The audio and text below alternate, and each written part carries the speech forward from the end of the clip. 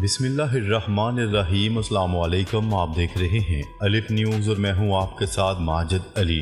शामिल करते हैं पाकिस्तान और दुनिया भर से ऑनलाइन हेडलाइंस। तुर्किया में इसराइल के खिलाफ ज़बरदस्त मुजाहिरा। तुर्किया के शहर इस्तांबुल में बड़ी तादाद में तुर्क शहरियों ने फ़लस्तीन की हमायत में मुजाहिरा किया और गासिब सुहूनी हुकूमत के जराइम की मज़म्मत की। आलमी खबरसां इदारे की रिपोर्ट के मुताबिक इस्तांबुल में हज़ारों अफराद ने सुहूनी हुकूमत के कौंसल खाने के करीब इज्तिमा करके सुहूनी फौजियों के हाथों फ़लस्तीनियों की नस्ल कुशी की मज़म्मत की। तुर्क शहरियों ने गजा पर सुहूनी फौज के वहशाना हमलों और ख़ास तौर पर रफ़ा में सुहूनी फौजियों के हाथों फ़लस्तीनियों के कत्ले आम की मज़म्मत की। मुश्तल मुजाहिरीन ने सुहूनी हुकूमत के कौंसल खाने को आग भी लगा दी। रूस का तालिबान को दहशतगर्द तंजीमों की फहरिस्त से हटाने का फैसला। रूस के सरकारी खबरसा एजेंसी की रिपोर्ट के मुताबिक वज़ीर ख़ारजा सरगई लारूफ के हवाले से बताया गया है कि मास्को अफगानिस्तान के हुक्मरान तालिबान को ममनुआ दहशतगर्द तंजीम की फहरिस्त से निकाल देगा। सरगई लारूफ का कहना था कि कजाकिस्तान के तालिबान को दहशतगर्द तंजीमों की फहरिस्त से हटाने का हाल ही में फैसला किया गया और हम भी ऐसा ही करने जा रहे हैं। तालिबान ने रूस के साथ पहला बैनुल-अक़वामी तिजारती मुआहिदा कर लिया। कजाकिस्तान ने पिछले दिसंबर में तालिबान को ममनुआ तंजीमों की फहरिस्त से हटा दिया था।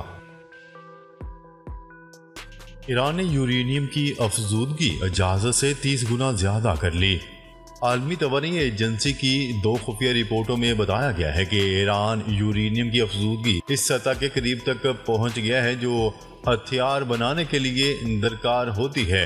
गैर मुल्की खबरसा इदारे की रिपोर्ट के मुताबिक ये बात इस वक्त सामने आई जब अक़वाम मुत्तहिदा की एजेंसी बातचीत के जरिए ताउन को बेहतर बनाना चाहती है। जंग में कोई भी मुल्क तनहा रूस का मुकाबला नहीं कर सकता। रूस और यूक्रेन में 2 साल से ज्यादा अरसे से जंग जारी है और यूक्रेनी सदर व्लादिमीर ज़ेलेंस्की रूस की फौजी ताकत के कायल नजर आते हैं। गैर मुल्की मीडिया की रिपोर्ट्स के मुताबिक यूक्रेन के सदर व्लादिमीर ज़ेलेंस्की ने गुज़िश्ता रोज वस्ती एशियाई इजराइल अवलाद से एक इंटरव्यू में रूस की फौजी ताकत का एतराफ़ कर लिया और आलमी बरादरी पर जोर दिया कि वो रूस के खिलाफ मिलकर काम करें क्योंकि कोई भी मुल्क तनहा मास्को के साथ जंग में मुकाबला नहीं कर सकता। शुमाली कोरिया का खला में जासूस सेटेलाइट भेजने का तजर्बा नाकाम। शुमाली कोरिया का कहना है कि लॉन्च के पहले मरहले में सेटेलाइट ले जाने वाला रॉकेट फट गया। फ्यूल इंजन में खराबी के बायस सेटेलाइट लॉन्च नाकाम हुई। जनूबी कोरिया और जापान की जानिब से शुमाली कोरिया के जासूस सेटेलाइट तजर्बे की मजम्मत की गई। जनूबी कोरिया का कहना था कि शुमाली कोरिया का सेटेलाइट लॉन्च अक़वाम मुत्तहिदा की सलामती कौंसिल की करारदाद की खिलाफ वर्जी है। रफ़ा में इसराइली हमला अफसोसनाक गलती का नतीजा था, नेतन्याहू का एतराफ़। इसराइली वज़ीर-ए-आज़म नेतन्याहू ने ढिठाई का मुज़ाहिरा करते हुए कहा कि रफ़ा में हलाकत खेज और होलनाक इसराइली हमला अफसोसनाक गलती का नतीजा था। आलमी खबरसा इदारे की रिपोर्ट के मुताबिक इसराइली वज़ीर-ए-आज़म नेतन्याहू ने पार्लियामेंट से खिताब में कहा कि मासूम शहरियों को नुकसान पहुँचाए बगैर फौजी कार्रवाई की तकमील की कोशिश करते हैं, लेकिन कल रफ़ा में भरपूर कोशिशों के बावजूद एक अफसोसनाक गलती हुई। नेतन्याहू को शर्म आ गई, ताहम अमरीकी तर्जुमान ने रफ़ा पर इसराइली हमले को जायज़ करार दे दिया। रफ़ा में पनाह गज़ीनों के खेमे जला देने पर इसराइली वज़ीर-ए-आज़म नेतन्याहू को भी शर्म आ गई, ताहम अमरीकी कौमी सलामती के तर्जुमान जॉन कर्बी ने अपने हमलों पर इसराइल को हक बजानिब करार दे दिया। जॉन कर्बी का कहना था कि इसराइल को हमास के खिलाफ कार्रवाइयों का हक हासिल है। हम समझते हैं कि रफ़ा हमले में हमास के 2 सीनियर अरकान मारे गए। दोनों हमास दहशतगर्द इसराइली शहरियों पर हमला के जिम्मेदार थे। इसराइल के खिलाफ मुजाहिरों का सिलसिला जारी। पेरिस, न्यूयॉर्क, बार्सिलोना, ट्यूनिस और मैनचेस्टर समेत दुनिया के मुख्तलिफ शहरों में फ़लस्तीनियों से इज़हार यकजहती के लिए मुजाहरे किए गए। मुजाहिरीन ने आलमी बरादरी से इसराइल पर सख्त पाबंदियों का भी मुतालबा कर दिया। पेरिस में पुलिस और फ़लस्तीन के हामी मुजाहिरीन के दरमियान झड़पें। मुजाहिरीन ने फ्रांसीसी हुकूमत से इसराइल के खिलाफ सख्त इक़दाम का मुतालबा कर दिया। इसी तरह बार्सिलोना में यूरोपीय कमीशन के सदर दफ्तर और मैड्रिड में वज़ारत ख़ारजा के बाहर सैकड़ों मुजाहिरीन ने इसराइल के खिलाफ सख्त पाबंदियों का मुतालबा किया। स्पेन, नॉर्वे और आयरलैंड ने फ़लस्तीनी रियासत को बाज़ाब्ता तौर पर तस्लीम कर लिया। तीनों ममालिक की हुकूमत ने कल फ़लस्तीन को बाज़ाब्ता तौर पर रियासत तस्लीम करने की मंजूरी दे दी। नॉर्वेजियन काबीना की जानिब से फ़लस्तीन को तस्लीम किए जाने की बाज़ाब्ता मंजूरी दिए जाने के बाद नॉर्वे के वज़ीर ख़ारजा का कहना था कि नॉर्वे 30 साल से फ़लस्तीन के हकूक़ का सरगर्म मुहाफ़िज़ रहा है। आयरलैंड की काबीना ने भी फ़लस्तीनी रियासत को बाज़ाब्ता तौर पर तस्लीम किए जाने की मंजूरी दी। इद्दत में निकाह केस, सजा के खिलाफ इमरान खान की अपील पर महफूज फैसला आज सुनाया जाएगा। डिस्ट्रिक्ट एंड सेशन जज ने फैसला महफूज कर रखा है। अदालत ने फैसले के लिए 29 मई की तारीख मुकर्रर कर रखी है। वाज़ेह है कि बानी PTI और बुशरा बीबी ने सजा के खिलाफ अदालत में अपील दायर कर रखी थी, जिस पर अदालत ने फरीकैन के दलाइल मुकम्मल होने पर फैसला महफूज किया था।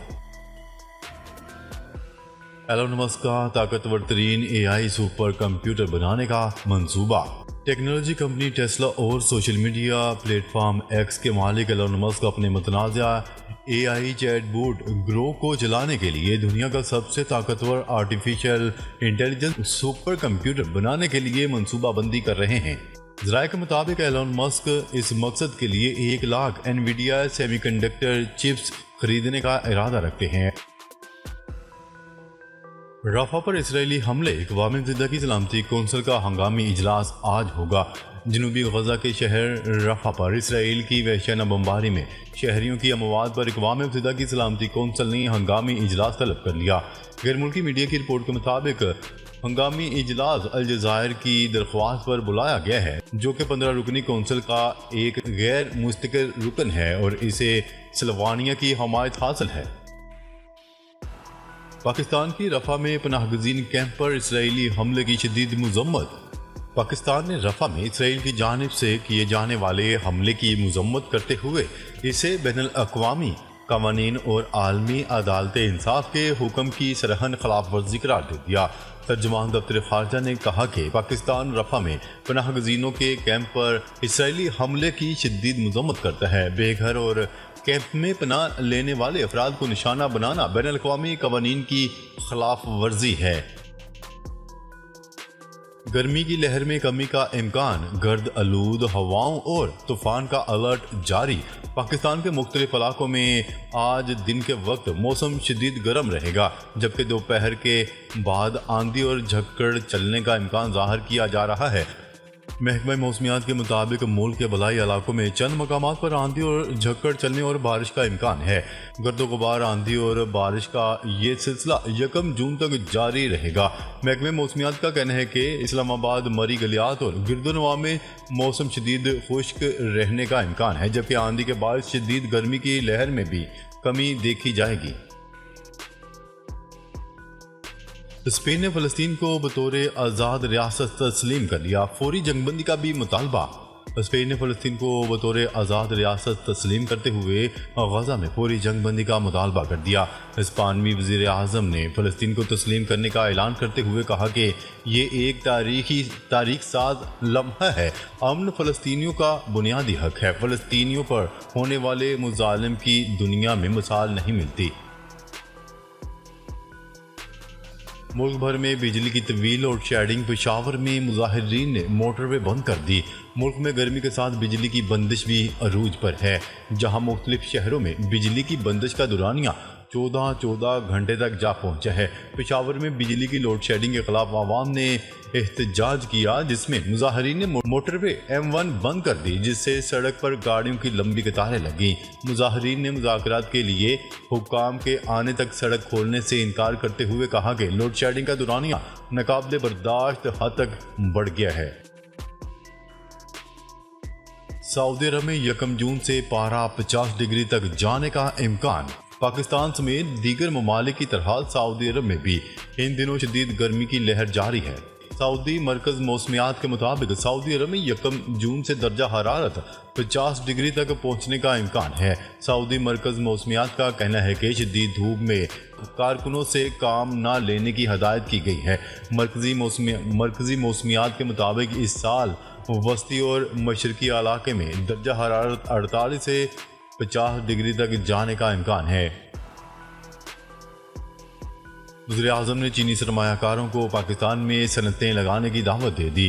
वज़ीर-ए-आज़म शहबाज शरीफ की ज़ेर सदारत इजलास हुआ, जिसमें मुख्तलिफ वफाकी वज़रा की जानिब से पाक चीन माशी ताल्लुकात से मुतल्लिक तजावीज़ पेश की गई।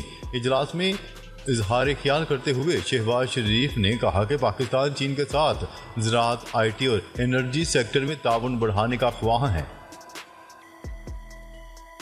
आइंदा माली साल का वफाकी बजट जून की 7 तारीख को कौमी असम्बली में पेश किए जाने का इम्कान। ज़राए के मुताबिक पार्लियामेंट का बजट इजलास 5 जून को बुलाए जाने की तजवीज़ है और नए माली साल का बजट 7 जून को कौमी असम्बली में पेश किया जा सकता है। ज़राए का कहना है कि वज़ीर-ए-आज़म शहबाज शरीफ के दौरा चीन के पेश नज़र बजट इजलास की तारीख में रद्दोबदल का भी इम्कान है। साबिक वज़ीर-ए-आज़म नवाज शरीफ 6 साल बाद एक बार फिर नून लीग के सदर मुंतखब। नून लीग के साबिक सदर शहबाज शरीफ की पार्टी ओहदे से इस्तीफे के बाद नए सदर के चुनाव के लिए इलेक्शन हुआ, जिसमें पार्टी सदर के ओहदे के लिए नवाज शरीफ के 8 कागजात नामजदगी जमा करवाए गए। नवाज शरीफ के 4 सूबों से अलग अलग कागजात नामजदगी जमा करवाए गए थे। सोने की फी तोला कीमत में 500 रुपये की कमी। पाकिस्तान ज्वेलर्स एसोसिएशन की रिपोर्ट के मुताबिक मुल्क भर में सोने की फी तोला कीमत में 500 रुपये कमी होकर 2,40,300 रुपये हो गई। नाजरीन, अब तक के लिए इतना ही। मज़ीद खबरें लेकर बहुत जल्द आपकी खिदमत में हाजिर होंगे। तब तक के लिए अपना ख्याल रखिएगा। अल्लाह निगहबान।